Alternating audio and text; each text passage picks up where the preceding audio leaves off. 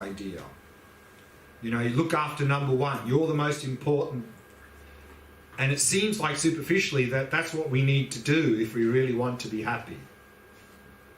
But actually, this selfish mind is our worst enemy. It only brings suffering. And so what I'd like to do now is actually a meditation. Cherish means to hold dear. To hold dear. So to cherish means, to cherish something means, literally the word in Tibetan means to hold as dear, something precious to us. Yeah, it means that we are holding ourselves as dear, like I'm precious, I'm more important than anyone else. So it's like another word for selfishness, or sometimes it's called self-centered attitude. So what I'd like to do now actually is to do a meditation where we reflect on some of the implications of having this selfish attitude. What does this selfish attitude really bring us? Does it really bring us happiness or not? So that's what I'd like to do now, and then we'll continue these steps after the meditation. So let's do that first.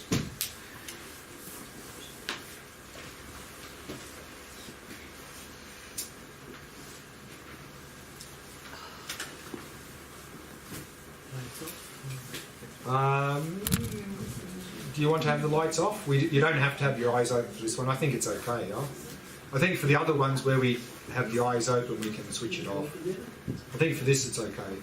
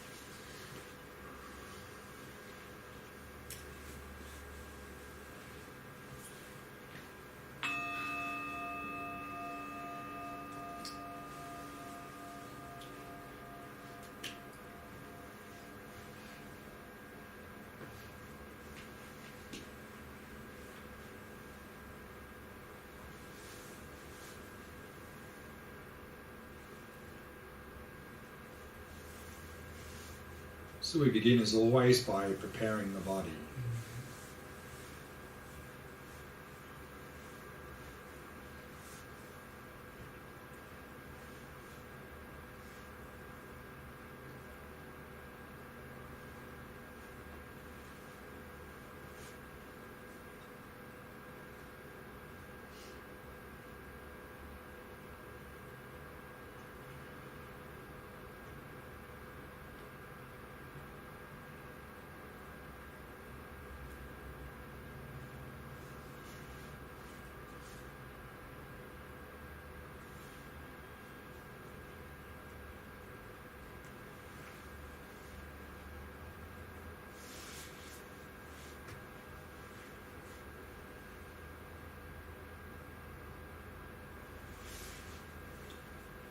And relaxing more deeply with each out-breath.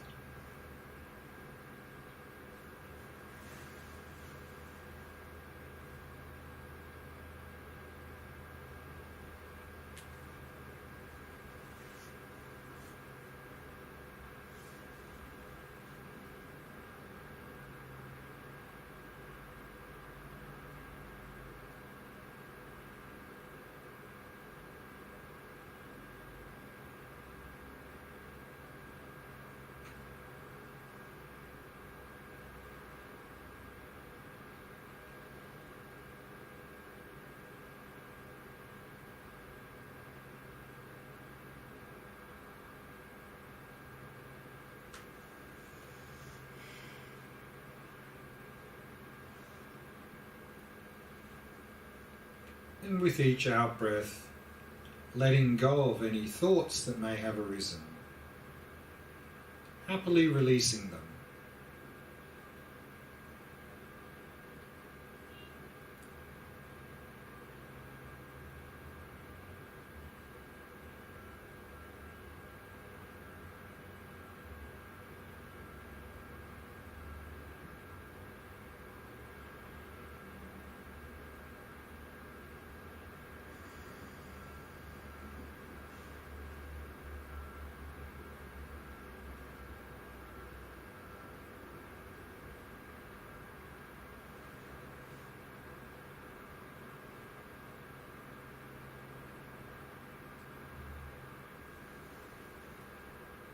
And allowing the mind to come to rest in the present moment. And simply becoming aware of the rhythm of the breath.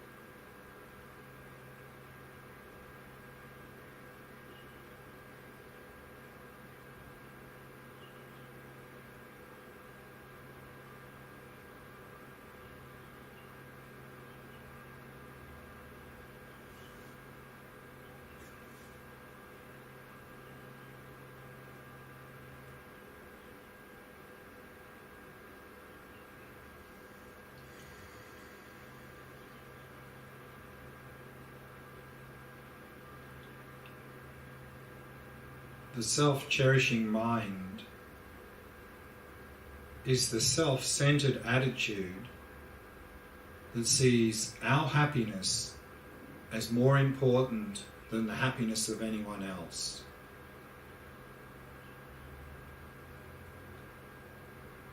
With this self-cherishing attitude, not only do we see ourselves as separate from the world, but as the center of the world.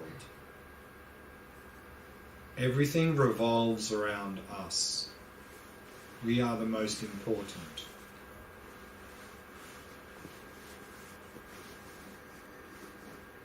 So let's now see how this selfish, self-centered attitude affects us, and what effect it has on us and those around us. So we can begin by reflecting on our own past experiences.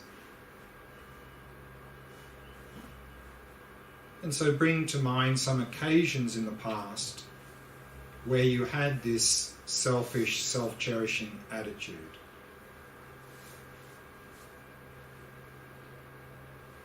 And just see what effect it had on you and those around you.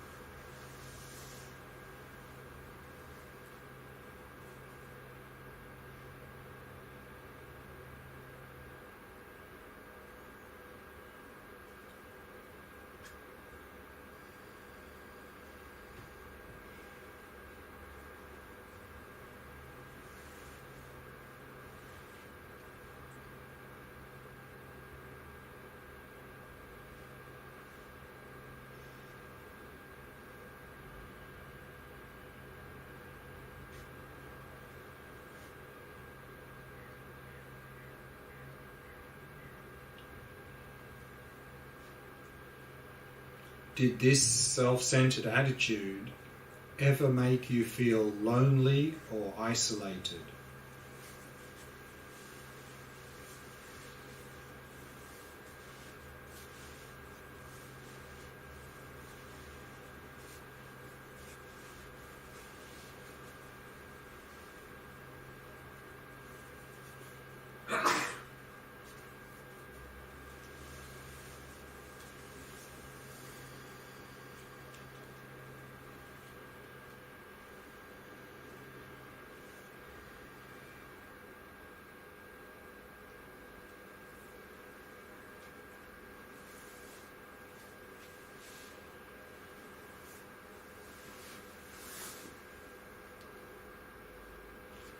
And by putting so much emphasis on our own happiness, did this self-centered attitude ever lead you to develop any fear or anxiety about the world? Seeing things around you as a potential threat to your happiness.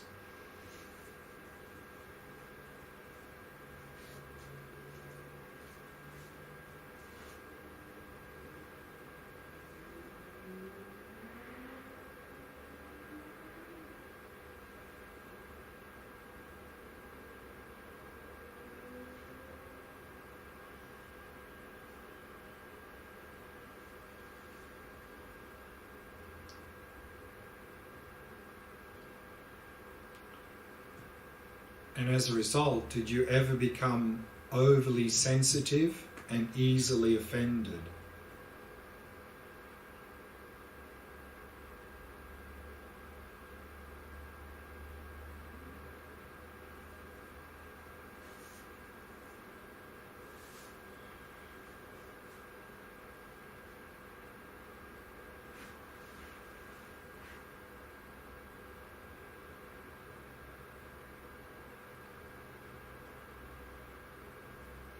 And by paying so much attention to our own wants and needs, did this attitude ever lead you to develop any craving or attachment towards things?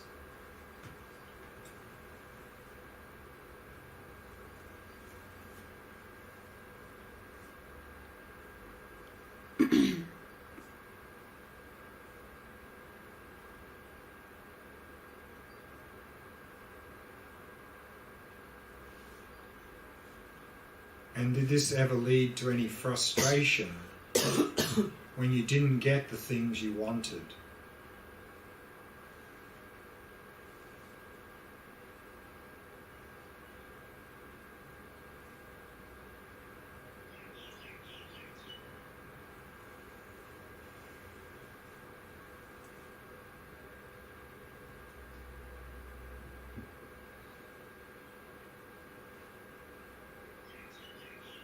And did this ever cause you to become dissatisfied or disappointed when things didn't live up to your expectations?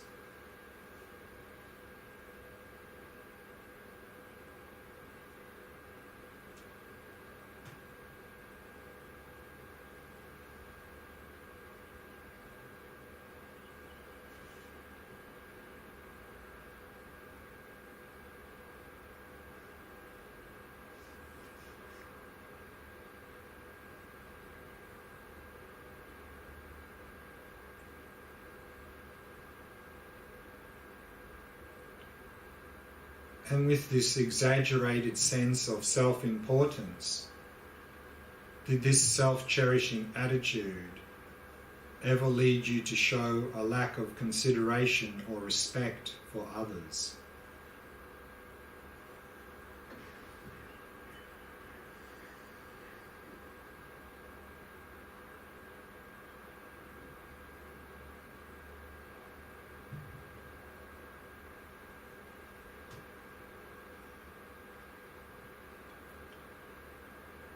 And did this ever lead you to become jealous of others who seem to have more than you?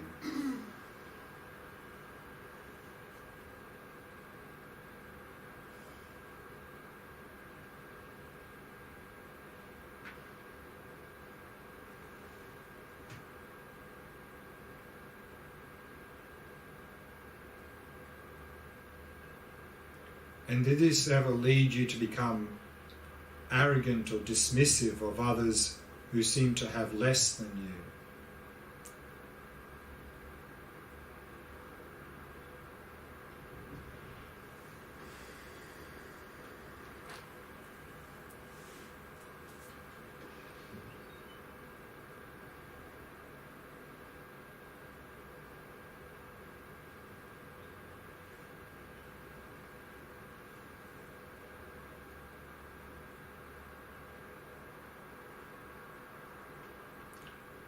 And by seeing every situation from this very narrow perspective, merely from the perspective of how this situation affects me, did this selfish attitude ever cause you to have attachment towards those who seem to be supporting your happiness?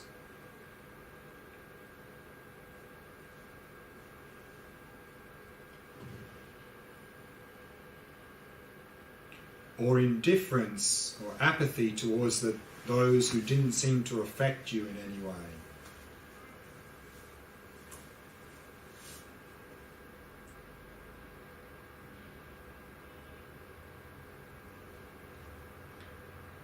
Or aversion, hostility, or anger towards those who seem to interfere with your happiness?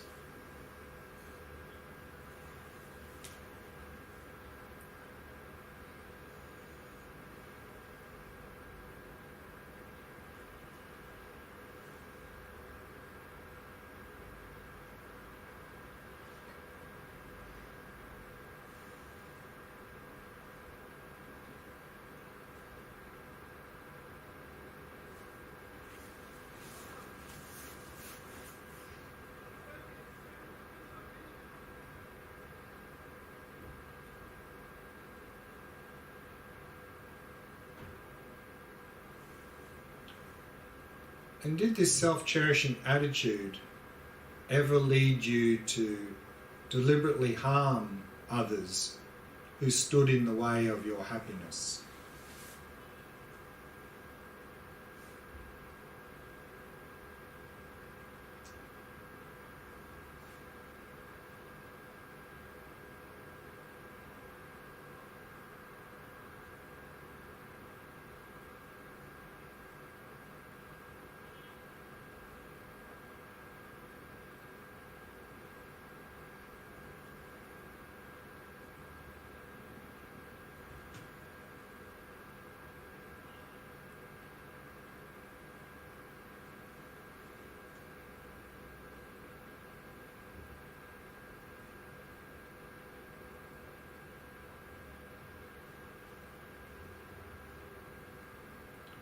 And so from this we can understand that self-cherishing is not only the basis of our conflicts with others, but it's also the basis of all conflicts between individuals, groups, and nations.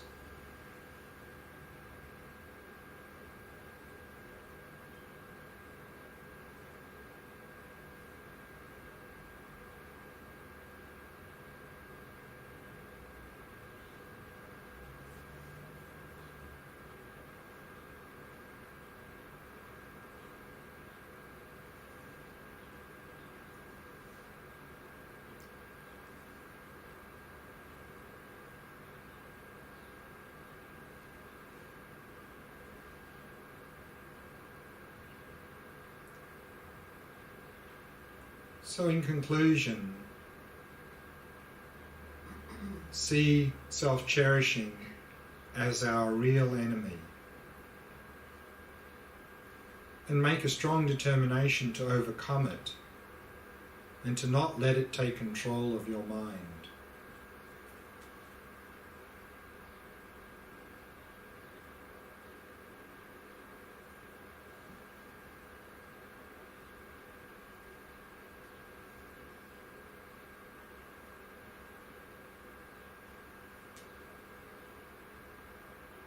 And then simply release all appearances and allow the mind to come to rest.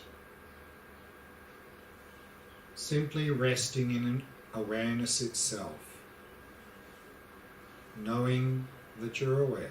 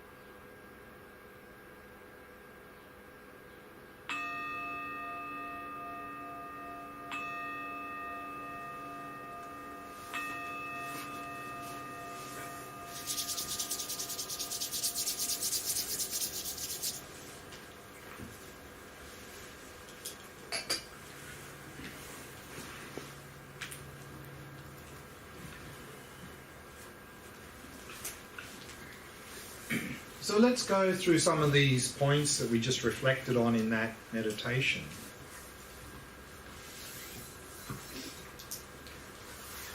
If we become obsessed about me and my happiness and me and my suffering, then generally together with that we have this idea that the source of my happiness and suffering is out there.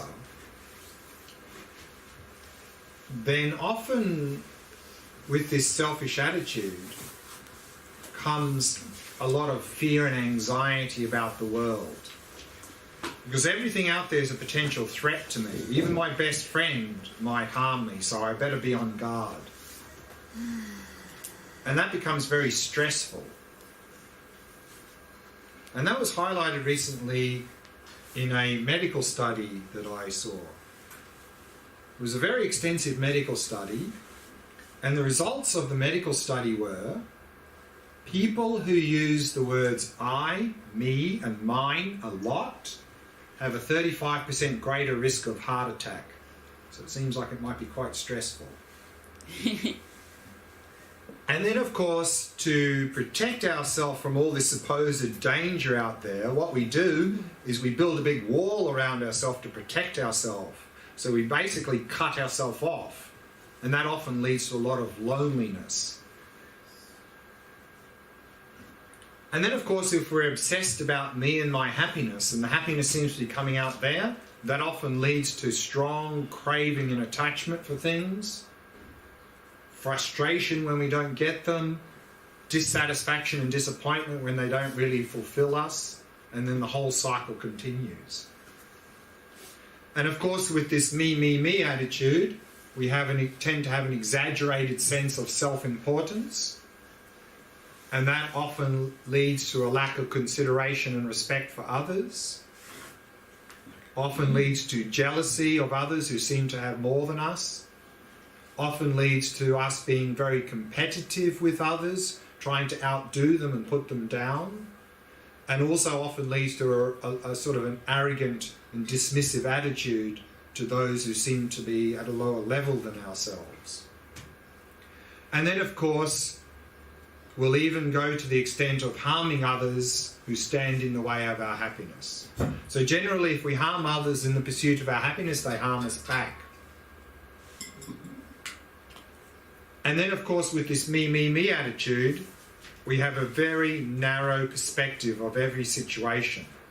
We simply have first-person perspective. How is this situation affecting me?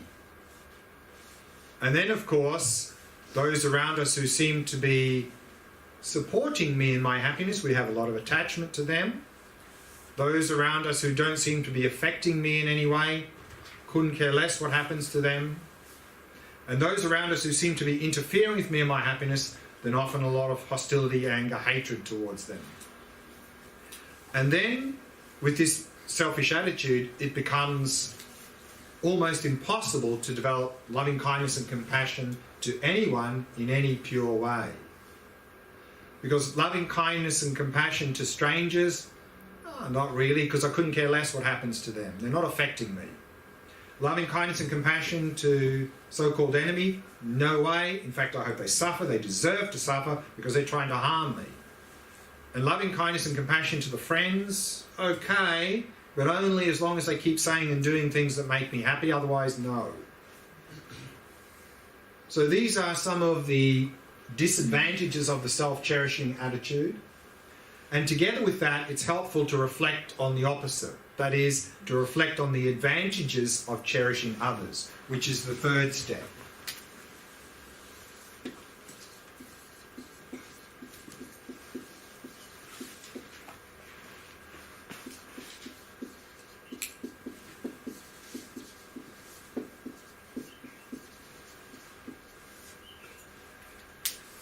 So the advantages of cherishing others are effectively the flip side of the disadvantages of self-cherishing.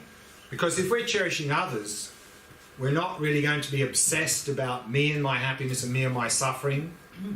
So we won't develop all this fear and anxiety about the world. We won't be cutting ourselves off from others. In fact, we'll be very much connected with others. We won't have all this strong craving and attachment for pleasure and so forth. And the dissatisfaction and disappointment that comes with that. And of course, we won't have an exaggerated sense of self-importance, so we'll be showing consideration and respect for others. Instead of being jealous of others, we'll be rejoicing, we'll be happy for them. Instead of being competitive with others and arrogant towards others, we'll be helping others. And of course, we won't deliberately harm others in the pursuit of our happiness.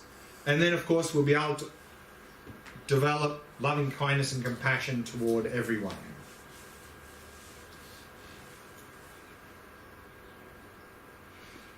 Here, though, in terms of cherishing others, we need to understand that in a correct way.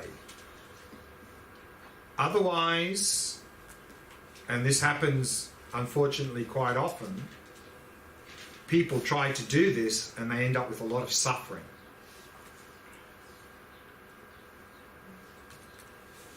And one example, actually, a real-life example to highlight how we need to understand this cherishing others correctly, was some years ago when I was teaching in India. One of the students was a Danish school teacher, primary school teacher.